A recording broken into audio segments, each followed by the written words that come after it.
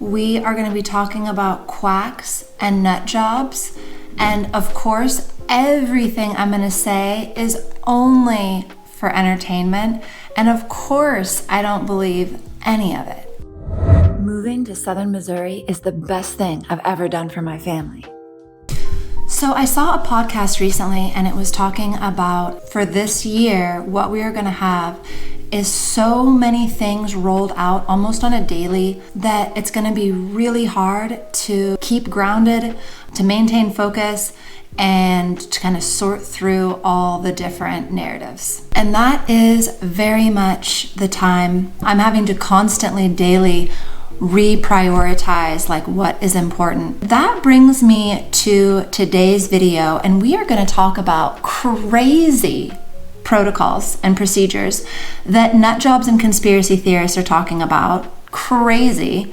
That, I mean, I don't know. I think that they believe that there is like almost like a concerted effort to attack humanity on a lot of different fronts. And so those crazy people have been starting to do some procedures and protocols to stay healthy. And obviously I want to preface this video saying that only what we hear on mainstream news and, press releases from the great homeland is what we should listen to. I mean, obviously, any experience or narrative or perspective that comes from citizenry is definitely questionable, right? Only if it comes from mainstream news do we know that it's fact.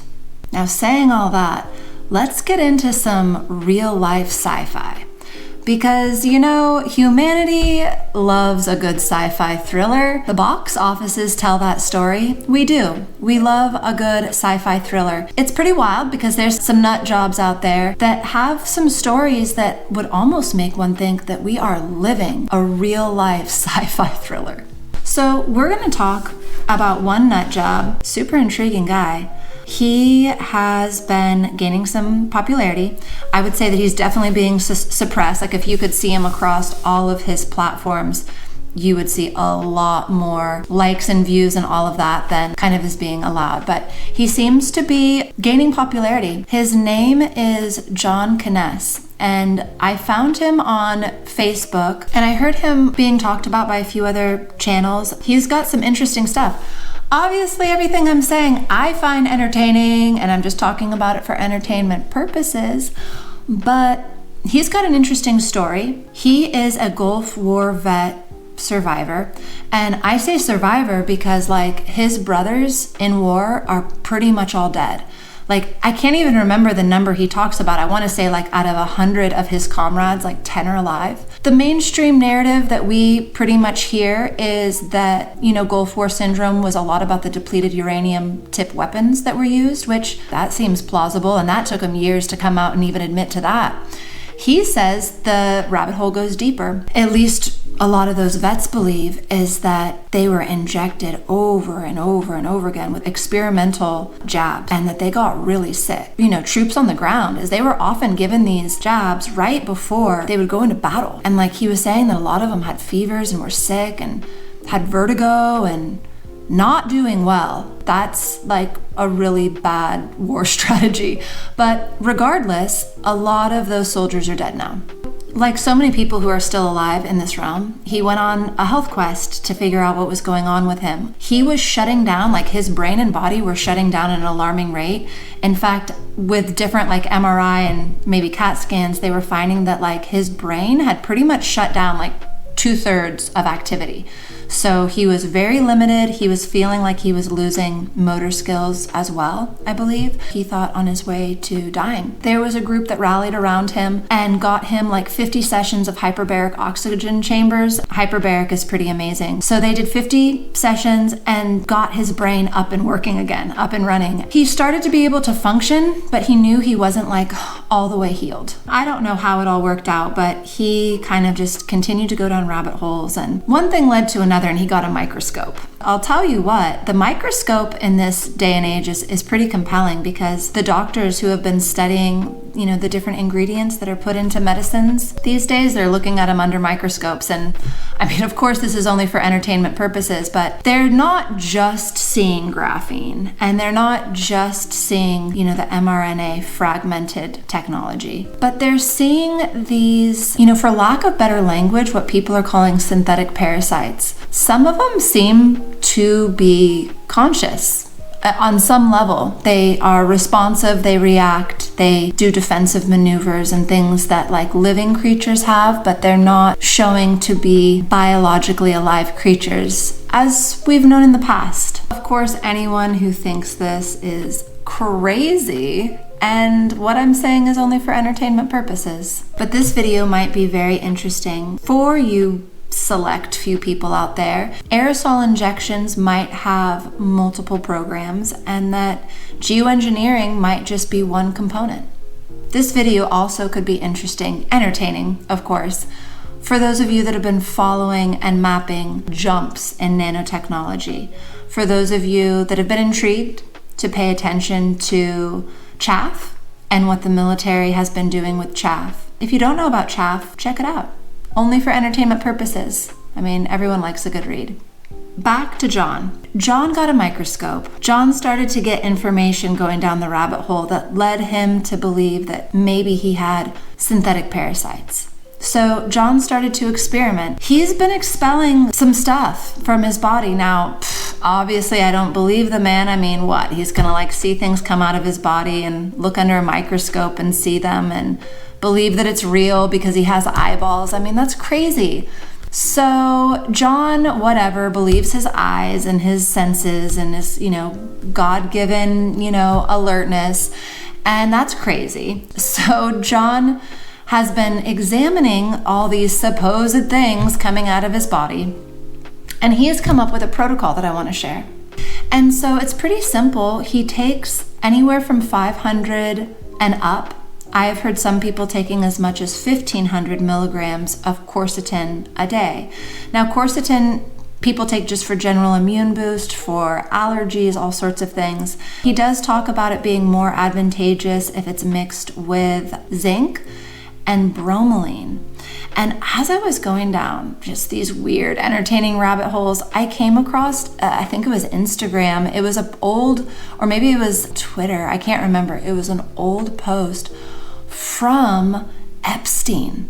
So weird. And Epstein is holding a bottle of quercetin and bromelain, and he's like, this stuff is amazing. Like, everyone should be taking it, or something like that. And I was just creeped out, but whatever. Maybe he had a cold, or maybe he's a conspiracy theorist too. I don't know. But there's a verifiably post that Epstein did that was saying how great quercetin and bromelain is. Quercetin is definitely making its popularity in different health circles just across the board, seems to be pretty powerful. I was struggling with a cold, couldn't kind of get rid of it after the snow, just saying. Got sick, and quercetin helped me get better. So regardless, it definitely seems to be an immuno builder. And John is another one of those wackos that takes detox baths. I mean, we have heard it. I mean, as if anyone has seen on Facebook, there'll be fact checkers that let you know that it is super dangerous to take any kind of detox bath, especially dangerous if you are doing salt, baking soda, and borax. I mean, they have made the effort to specifically let people know that that is not effective, not good, and completely dangerous for people's health. So of course, I don't recommend that anyone does this, and this video is just for giggles. But let's just pretend that I'm a curious person and that I too wonder, I want to prove things to myself. I want to prove that whack jobs are whack jobs, It's led me down a lot of really interesting research. And so let's just pretend for entertainment purposes that I took some of these baths and just was curious, what would happen, and started taking quercetin as well. Let's just pretend what I saw come out of my skin glowed iridescent pink in a UV light, so in a black light. Let's just pretend for entertainment purposes that happened. Let's also pretend, just for fun, you guys, this is super fun. I kind of did a check with this black light flashlight, because that's the other thing that John Kess says. He says everyone should get a black light and everyone should get a microscope. Of course, I have not got a microscope yet. I mean, only crazy people would like look at stuff coming out of their body. Seriously. So I did look it up because I thought hot pink glowing iridescent material in my mind is only like poly-based, and we're carbon-based, and so technically humans shouldn't have poly something material coming out of their pores. So I looked it up and had it verified that only specialized plastics, acrylics, and different like poly-based, polymer type materials ever glow hot pink under a black light. So that's interesting. Obviously, it's not real. What frustrates me is that there's humans with eyeballs going around seeing things that are weird and unusual, and they think that that is like truth, where obviously only what is true is what you hear through verified means, like mainstream media that's owned by the CIA. I mean, that is where truth comes from, for sure. So we're gonna hop to another group of whack jobs doing interesting stuff that's super entertaining. I like to pay attention to it because of its entertaining purposes. Yeah, Hurricane Helene. We don't really talk about Hurricane Helene much anymore, but that place experienced an incredible amount of toxic load after all of those floods. And it wasn't the EPA that went in and did thorough testing. It was a lot of individuals. One of them is a man. I don't have a lot of information to tell you other than I'm just intrigued and entertained by his work. He has created 2 companies. One is called Cell Saviors and one is called Soil Saviors. And I want to talk to you a bit about his testing, only for entertainment purposes, of course. So Dr. Will has been taking tons of samples after Helene. He took tons of samples of the snow that we just had. He takes samples of rain and soil all across this country. Obviously a crazy guy, because he's like, this doctor that wants to like take samples of soil and water and like study them. So what he has found is that across this country, he's finding the mRNA technology in everything. And on a just also kind of potentially spooky, obviously for entertainment purposes, he's finding forever chemicals in everything too, like pretty saturated.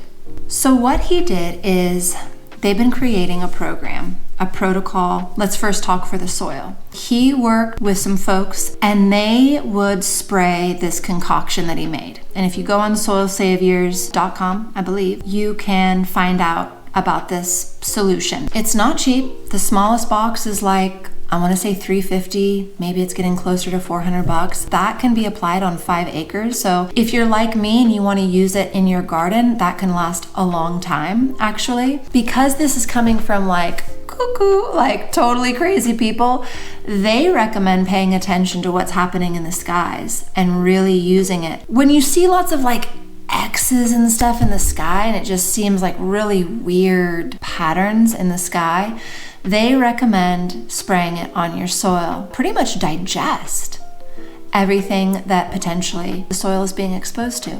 And that's what's so cool, actually. This is where I'm gonna genuinely get excited, because not that I believe these nut jobs, but because the concept is still incredibly intriguing and interesting to me. So what they've created is something that actually eats the toxic material. Now, we've kind of known this for a long time in humanity. For example, like, I don't know if you guys have heard it, but like in Chernobyl, which is probably like one of the most pristine places on the planet now, like the whole radioactive for billions of years, whatever. There's some people that disagree with that narrative. But what they found is that there were reactors that were covered in black pin mold and like didn't test radioactive. And this was just like a handful of years after Chernobyl. So the idea of the time of radioactivity and even these forever chemicals, because that's a scary term, forever chemicals. These guys are saying that these microbes and these enzymes and just all this concoction of like bacteria that's becoming kind of more rare on the planet, the stuff that should be in our soil, that it is eating and digesting all of this stuff, transmuting it, taking it and turning it to gold. whoa, that's pretty crazy. And here's something interesting is they were expecting to spray this stuff, and we're talking like really bad results in Helene after that whole experience. I mean, there was so many chemicals that were put out into the water and on the earth, and they were expecting that they were going to have to do this protocol for 6 months, and after 3 months they were getting positive tests. I mean, like good tests, clean. Now, of course, they're crazy, and this is just for entertainment purposes, because a lot of humanity wants to watch sci-fi thrillers, adventure movies, and oh gosh, like superhero movies, even like Lord of the Rings and all that, and just have so much joy and entertainment over these imaginary worlds. Well, for my entertainment, I like to just look at these crazy people and these crazy sci-fi ideas they have that are actually here and now in the real world. So what's also really entertaining is that these guys did a demo and they sprayed it on hay fields. So they actually did do this, acreage, and they did it on hay fields, and they got like 3 to 4 times more yield.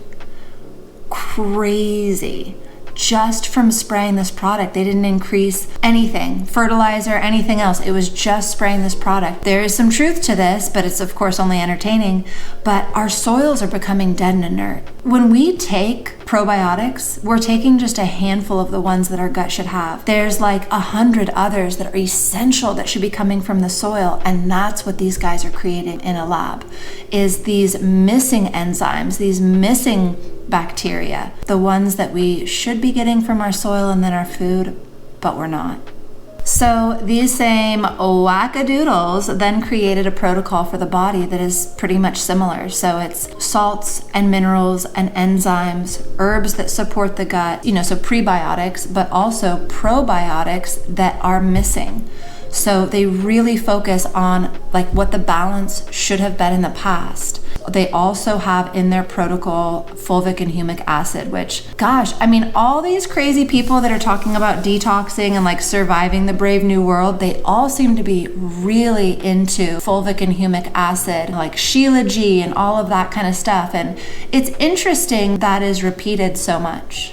I think they're very entertaining. I think that they're intriguing. And so instead of watching a lot of movies and shows and stuff like that, I listen to podcasts about people talking about stuff like this because I think it's pretty interesting. I used to joke that whoever survives the next 10 years will win the revolution. But regardless, we all can agree that we are entering very wild times.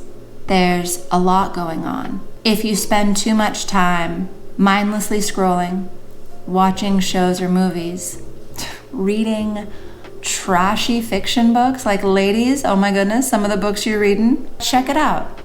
Do maybe like a little assessment of how you spend some of your free time and find out if you couldn't include some of these other really entertaining practices, which is listening to some of these people talking about this wackadoodle stuff like synthetic parasites for fun. Just look into it. No joke, you guys, head on a swivel. Until next time, bye.